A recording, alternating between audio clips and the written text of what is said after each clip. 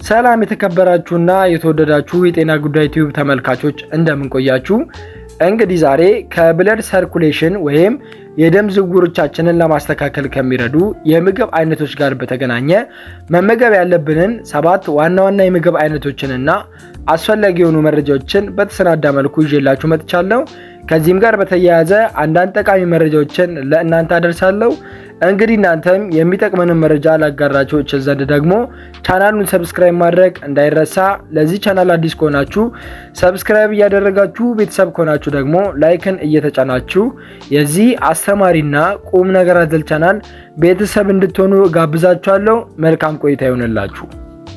ደም ልክ እንደ ሰውነት ሱፐር ሃይዌይ ነው። ከልብና ከአንጎል እስከ ጡንቻና ቆዳ ድረስ ላሉት አካሎቻችን ንጥረ ነገሮችንና ኦክሲጅንን ያመጣል። ከዚህም ጋር ተያይዞ እንግዲህ ጤናማ አመጋገብ የደም ዝውውርን ወይም የደም ፍሰትን ለማሻሻል አንዱ መንገድ ነው። ከአካል ብቃት እንቅስቃሴ፣ ከውሃ ፈሳሽነት፣ ከክብደት አያያዝና ከማጨስ መቆጠብ ጋር ተዳምሮ አንዳንድ ምግቦች የደም ዝውውርን ለማሻሻል በጣም ይረዳሉ። ስለዚህ የአመጋገብ ስርዓታችንን ባስተካከልን ቁጥር የደም ዝውውር ስርዓታችንና የልብ ጤና አጠባበቃችን ላይ ከፍተኛ ለውጥ እናገኛለን።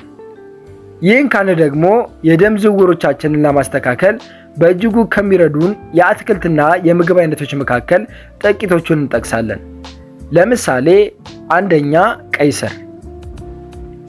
የቀይ ስር አትክልት በናይትሬት የበለጸገ ነው። ይህም ታዲያ ሰውነታችን ወደ ናይትሪክ ኦክሳይድ ሊለወጥ ይችላል። ናይትሪክ ኦክሳይድ ደግሞ በተፈጥሮ የደም ስሮቻችንን ለማላላትና ወደ ህብረ ሕዋሳቶቻችንና የአካል ክፍሎቻችን የደም ፍሰትን ለማሻሻል በእጅጉ ይረዳል።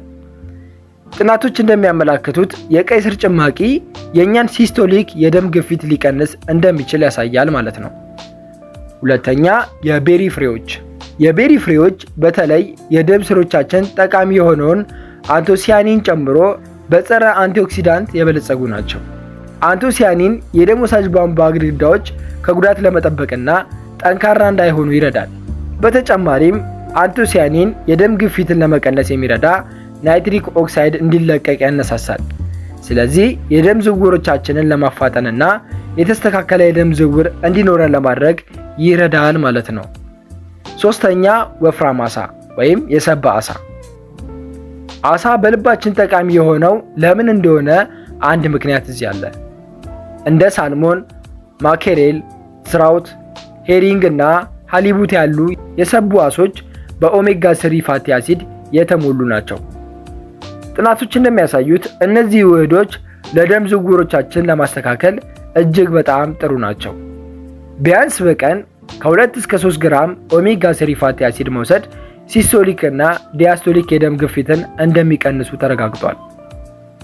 አሳ መብላት የደም ግፊትን ለመቀነስ ብቻም ሳይሆን የደም ወሳጅ ቧንቧዎቻችንን ግልጽና ያልተዘጉ እንዲሆኑ ለማድረግ ይረዳል። ኦሜጋ 3 ፋት እንዲሁም በደማችን ውስጥ ያለውን የፕሌትሌት ማከማቸትን ለመግታት ይረዳል።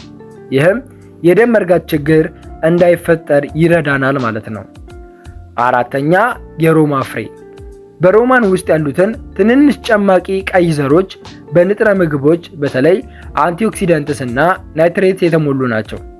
እነዚህ ፍሬዎች የደም ዝውውር ስርዓቶቻችንን ያሳድጋሉ እናም የደም ስሮቻችን ይሰፋሉ ወይም ይስፋፋሉ እናም የደም ግፊታችንን ይቀንሳሉ ማለት ነው። ይህም ማለት ብዙ ኦክሲጅን እና አልሚ ምግቦች ለጡንቻዎቻችንና ለሌሎች ቲሾዎች ይላካሉ ማለት ነው። እናም ንቁ ለመሆንና ከፍተኛ የደም ፍሰት የአፈጻጸም እድገት እንዲኖረን ያደርጋሉ ማለት ነው። አምስተኛ፣ ነጭ ሽንኩርት። ነጭ ሽንኩርት በደም ዝውውርና በልብ ጤና ላይ ባለው ጠቃሚ ተጽዕኖ ይታወቃል። ጥናቶች እንደሚያመለክቱት ነጭ ሽንኩርት በተለይ አሊሲንን የሚያካትቱ የሰልፈር ውህዶች ስላሉት የደም ፍሰትን ሊጨምሩና የደም ስሮቻችንን በማዝናናት የደም ግፊትን ሊቀንሱ ይችላሉ። ነጭ ሽንኩርት የደም ስሮች ዘና እንዲሉ የሚረዳ አሊሲን የተባለ የሰልፈር ውህድ ይዟል። ጥናቶች እንደሚያሳዩት በነጭ ሽንኩርት የበለጸገ ምግብ በሚመገቡ ሰዎች ላይ ደም በብቃት ይፈሳል። ያም ማለት ልብ በሰውነት ውስጥ ደምን ለማንቀሳቀስ ከመጠን በላይ መምታት የለበትም ማለት ነው። ይህም የደም ግፊትን ለመቀነስ ይረዳል።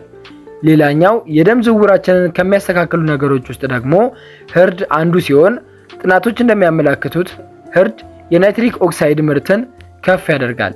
ይህም የደም ስሮች እንዲስፋፉ ለማድረግ ይረዳል።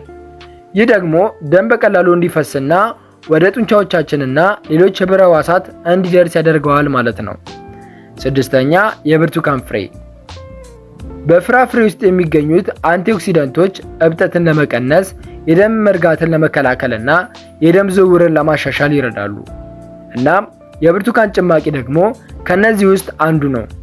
አንድ ጥናት እንደሚያመለክተው የብርቱካን ጭማቂ አዘውትሮ መጠጣት የደም ግፊትን እንደሚቀንስ አረጋግጧል። ስለዚህ ብርቱካንን አዘውትሮ መጠቀም ለደም ሰርኩሌሽን አስተዋጽኦ ያደርጋል ማለት ነው። ሰባተኛ ቀይ ሽንኩርት። ቀይ ሽንኩርት በጣም ጥሩ የታመነ የፍላቮይድ አንቲኦክሲደንትስ ምንጭ ነው። ይህም የደም ፍሰቱ በሚጨምርበት ጊዜ የደም ቧንቧዎች እና የደም መላሾች እንዲሰፉ በማድረግ ለልብ ጤና ይጠቅማሉ።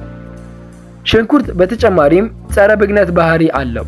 ይህም እብጠትን ለመቀነስ የደም ፍሰትንና የልብ ጤናን ከፍ ሊያደርግ ይችላል ማለት ነው። እንግዲህ እነዚህ የምግብና የአትክልት አይነቶች ለደም ዝውውር ጤና ከፍተኛ የሆነ አስተዋጽኦን የሚያደርጉና የደም ቧንቧ መጥበብን ለማስተካከል አይነተኛ ሚናን የሚጫወቱ የምግብ አይነቶች ናቸው ማለት ነው። ይህ በእንዲህ እንዳለ ደግሞ ሌሎች የአኗኗር ዘይቤ ለውጦች ደግሞ በደም ቧንቧ ላይ ከፍተኛ ተጽዕኖ ያላቸውና የደም ዝውውሮቻችንን ለማሻሻል የሚረዱ እና ትልቅ አስተዋጽኦን ሊያደርጉ የሚችሉ ናቸው ይባላል። ለምሳሌ ማጨስን ማቆም። ሲጋራ ማጨስ ለብዙ ስር የሰደዱ በሽታዎች አደጋ ምክንያት ነው። ምክንያቱም እንደ ካንሰር እና የደም ዝውውር ላይ አሉታዊ ተጽዕኖን ያሳድራል። ስለዚህ ከማጨስ መቆጠብ ያስፈልጋል ማለት ነው። የአካል ብቃት እንቅስቃሴን ማድረግ። የአካል ብቃት እንቅስቃሴ የደም ዝውውርን ያበረታታል እናም ቫሶዲሌሽን ለማሻሻል ይረዳል።